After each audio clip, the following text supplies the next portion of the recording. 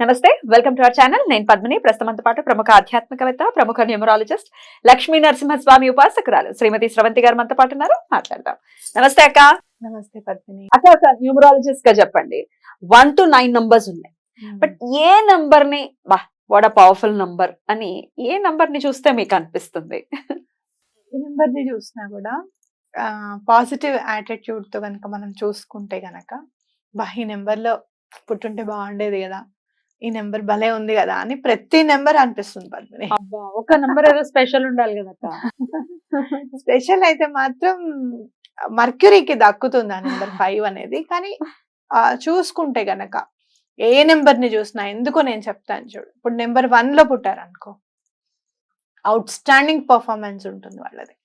వాళ్ళ వ్యక్తిత్వం చాలా బాగుంటుంది. నలుగురు నేను బాగుండాలి, నలుగురు కూడా బాగుండాలి అనే దాని మీద ఎక్కువగా ఇంపార్టెన్స్ ఇస్తాం. లీడర్షిప్ క్వాలిటీస్ ఉంటాయి.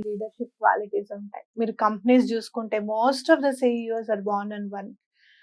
లెజెండ్ టాటా గారిని చూసుకున్నా, లేకపోతే అంబానీ గారిని చూసుకున్నా, 1 వీళ్ళంతా కూడా నిజంగానే నంబర్ 1. టాటా గారు అంటే అబ్బా, అసలు ఆశ్చర్యం. అయితే అట్లా మనం చూసుకుంటే గనక ఆ నెంబర్ 1 అనే క్వాలిటీ చాలా బాగుంటుంది. సన్ అని అంటే గనక చాలా కాంతివంతంగా ఉంటుంది వాళ్ళ జీవితం అనేది కూడా. వాళ్ళ వ్యక్తిత్వం చూస్తే చాలా ఆశ్చర్యం అనిపిస్తుంది. అంటే నలుగురు వాళ్ళ దగ్గర నేర్చుకోవాలి ఖచ్చితంగా అని అనిపిస్తుంది అనమాట. నిన్నగాక మొన్న ఆయన అవార్డు తీసుకోవడానికి వెళ్ళలేదుట. ఇది చార్ల్స్ ఉన్నారు కదా, బ్రిటిష్ లో prince Charles life achievement award ని అనౌన్స్ చేశారట టాటా గారికి. ఆయన వెళ్ళలేదుట.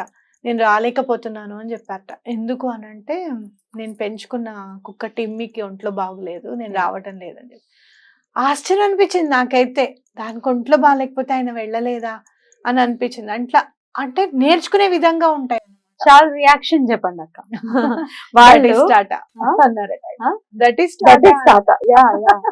అది టాటా మాత్రమే చేయగలరు, ఎవరు చేయలేరు. దట్ ఈస్ టాటా అని అన్నారట. ఇంకోటి మైత్రి చెప్పింది మొన్న నాకు. గోవా అని కుక్క ఉంది కదా, అదైతే మీరు ఆశ్చర్యం, వీళ్ళు గోవా నుంచి వస్తూ ఉంటే వాళ్ళ డిక్కిలో ఎక్కి కూర్చుని వీళ్ళ ఇంటికి వచ్చేసింది అది. మీరు చూడండి, డెస్టినీ అంటే ఎలా ఉంటుందో చూడండి. అసలు అది చూసి దాని పేరు గోవా అని పెట్టారు. All the way from Goa వచ్చింది కదా. మనము అంటే వాళ్ళని చూసి నేర్చుకోవాల్సినవి చాలా ఉంటాయి నెంబర్ 1 క్వాలిటీ. అయితే ఇవన్నీ గనక పాజిటివ్ ట్రేడ్స్ ఉంటాయి గనక, నెగటివ్ గా ఏముంటుంది వాళ్ళది అని అంటే గనక ఎవరి మాట వినకపోవడము. 2 సైడ్స్ ఉంటాయా ప్రతి నెంబర్ కి ఉంటాయి పద్మిని. ఇట్లా కాయిన్ కి 2 వైపులా ఉన్నట్టే ప్రతి నెంబర్ కి ఉంటుంది అనమాట. అట్లా నెంబర్ 1 అనేది ఏంటంటే ఎక్కువగా ఎవరి మాట వినకపోవడము, నాకే అన్ని తెలుసు అని అనుకోవడము, ముక్కుసూటితనం అనేది ఇవాళ రేపు ఉండకూడదు. అది ముఖం మీద ఏదైనా సరే ముఖం మీద చెప్పడం అనేది చాలా పొరపాటు అయిపోతుంది ఈ రోజుల్లో. చెప్పినా కూడా ఎలా చెప్పాలనేది మనం నేర్చుకోవాలి. ఇట్లా కొన్ని చేసుకోవచ్చు. అంటే కనుక నెంబర్ 2 చూసుకుంటే కనుక they are very soft and వాళ్ళు కూడా చాలా బాగా పైకి వస్తారు. నెంబర్ 2 వాళ్ళు కూడా వాళ్ళకి మంచి మనసు ఉంటుంది, ఆదాయం చాలా బాగుంటుంది, అందంగా ఉంటారు, ఇవన్నీ బాగుంటాయి. కానీ తొందరగా మోసపోవడం. కాయిన్ అదర్ సైడ్ ఏంటంటే తొందరగా మోసం చేసేవాళ్ళు కూడా ఉంటారు. అందులో మోసపోవడం చేసేవాళ్ళు ఉంటారు. అలాగే మోసపోవడం అనేది ఉంటుంది. ఏ పని అయితే ఫాస్ట్ గా డెసిషన్ తీసుకోవాలో అది ఆపేసుకుంటూ ఉంటారు. ఇలా ఉంటుంది అనమాట. అదే నెంబర్ 3 అనుకో, చాలా ఉదార స్వభావం కలిగిన వాళ్ళు ఉంటారు. జ్ఞానంకి చాలా ఇంపార్టెన్స్ ఉంటుంది, చాలా జ్ఞానవంతులై ఉంటారు నెంబర్ 3 వాళ్ళు. స్ఫురద్రూపులు ఉంటారు, చూడంగానే వీళ్ళని మాట్లాడాలి వీళ్ళతో అని అనిపిస్తుంది అనమాట. అట్లాగే చాలా గ్రాస్పింగ్ పవర్ ఎక్కువగా ఉంటుంది. ఏదన్నా చెప్తుంటే ఇది అది కదా అనేది స్ఫురణకు వచ్చేస్తుంది అనమాట.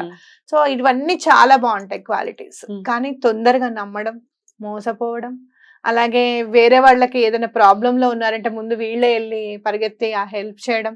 ఎన్నోసార్లు నేను కరెక్షన్ చేసుకుంటూ ఉంటా, ఇది లాస్ట్ టైం ఇట్లా కాదనుకుంటా మళ్ళీ ముందుకెళ్తుంటా. అట్లా నెంబర్ 3s ఉంటారు అనమాట. ఇక మీరు నెంబర్ 4s ని చూస్తే పెద్ద పెద్ద మిలిటరీ ఆఫీసర్స్, చాలా ధైర్యవంతులు ఉంటారు వీళ్ళు. ఇంత ధైర్యం వీళ్ళకి ఎక్కడి నుంచి వచ్చింది అని అనుకోవాలి మనం. మిలిటరీ ఆఫీసర్స్ కానివ్వు, లేకపోతే హిడెన్ ఇప్పుడు కెమెరా మ్యాన్స్ ఉన్నారు, వాళ్ళదంతా కూడా వెనకాల ఉంటుందన్నమాట, బిహైండ్ ద సీన్స్ అంటారు చూసావా. అంతే కదా, ఇప్పుడు ఈ ఆర్మీ ఆఫీసర్స్ ఉంటారు, రోజు పహారా కాస్తున్నారు, రోజు మనల్ని రక్షిస్తున్నారు, అంతా బిహైండ్ ద సీన్సే ఉంటుంది, అవునా కదా.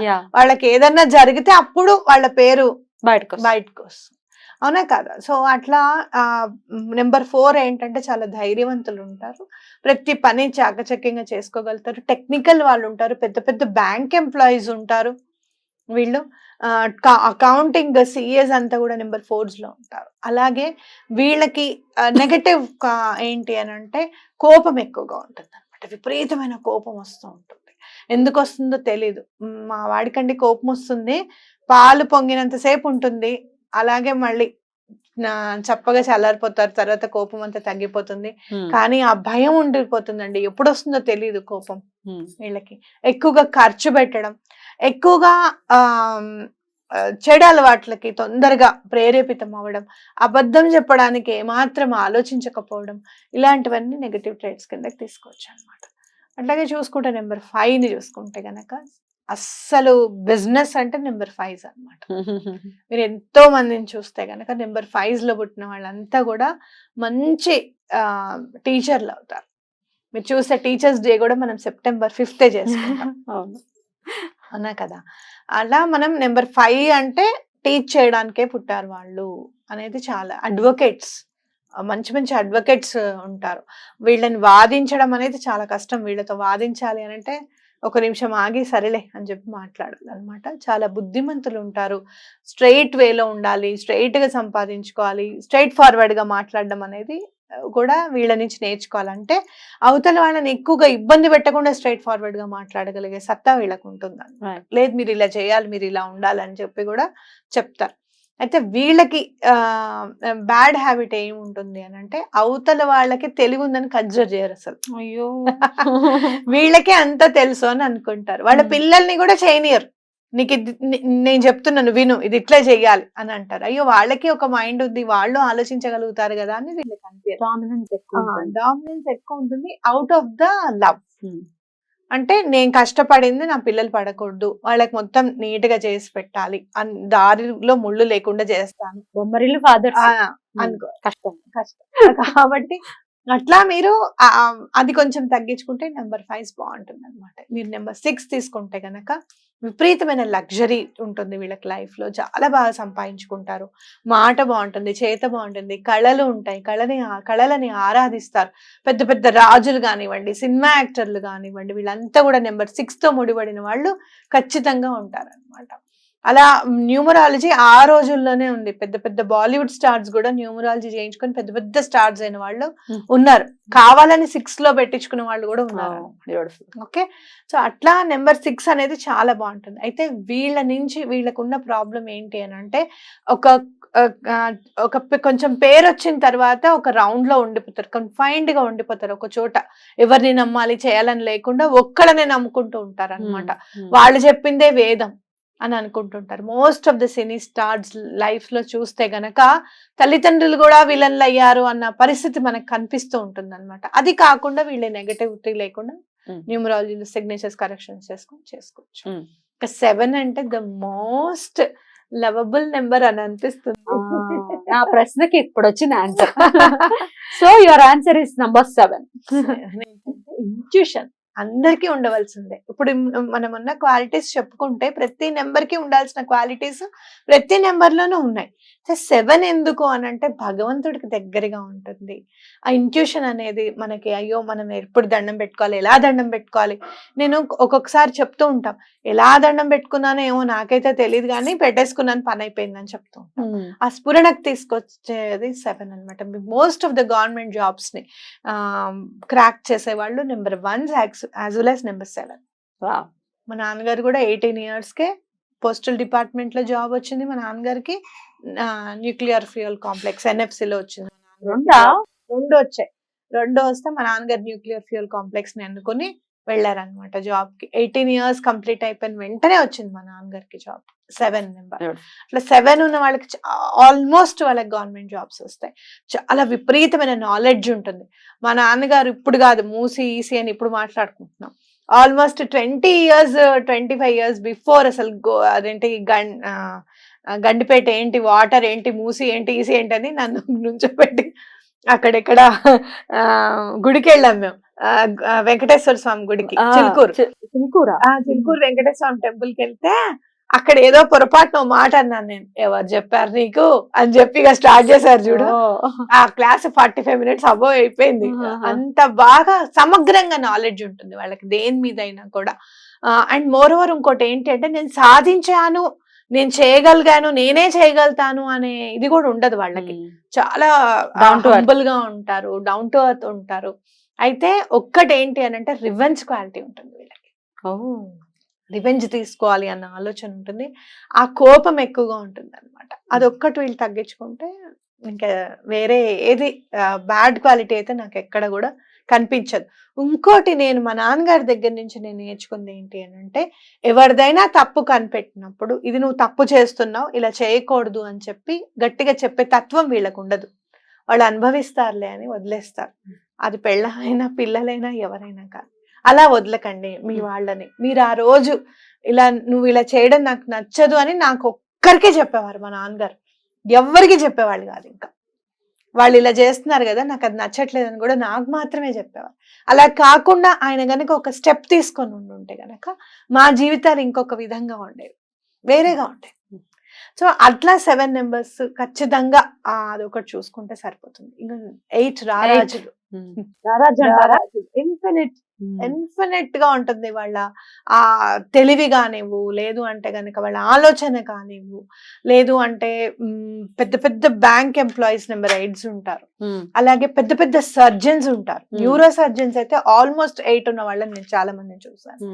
అంటే మీరు బ్రెయిన్ సర్జరీ చేసే వాళ్ళు కానివ్వు, ఇలాంటి వాళ్ళందరూ కూడా నెంబర్ 8s లో ఉంటారు. ఇంత ధైర్యం కావాలి. న్యూరో సర్జన్స్ అంటే మామూలు విషయం కాదు అసలు. ఏం పర్వాలేదు అని చెప్తారు, ఏం భయం ఏం లేదు, కామన్ అనుకుంటారు వాళ్ళు. సో ఆ ధైర్యము అనే ఇన్ఫినిట్ గా ఉంటుంది అనమాట. ఆ డబ్బు అనేది కూడా ఇన్ఫినిట్ గా వస్తుంది.